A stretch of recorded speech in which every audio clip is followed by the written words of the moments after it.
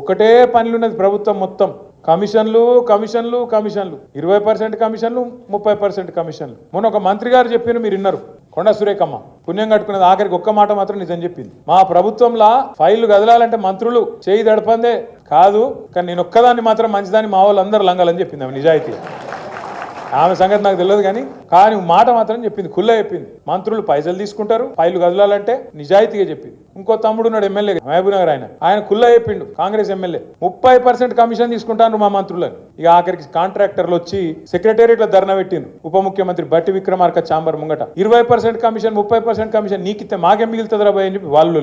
ఇదంతా ఎందుకు చెప్తున్నా అంటే ఇక కమిషన్ల లొల్లి మొత్తం ఊరూరికి పోయింది, గ్రామానికి పోయింది, మనిషికి పోయింది. వీళ్ళంతా కుంభకోణాలు ఎంత దోపిడీ చేస్తున్నారో ఈ 16-17 నెలలనే బిల్డర్లను, కాంట్రాక్టర్లను, ఆఖరికి చిన్న నాయకులను ఎవ్వని వదలకుండా తాట తీస్తున్నారు, కమిషన్లు తింటున్నారు అనే మాట తెలిసినాక మరి పబ్లిక్ మైండ్ డైవర్ట్ చేయాలి కదా. అందుకే ముఖ్యమంత్రి ఏం చేసిండు, కేసీఆర్ గారికి కమిషన్ నోటీసులు ఏది, కాళేశ్వరం కమిషన్ నోటీసులు అని ఎన్నో కథ. ఇక అది రాగానే మిగతా మరుగున పడతాయి. కేసీఆర్ అంటే మన ఎట్లుంటుందో వరంగల్ చూసిరు కదా మీరు.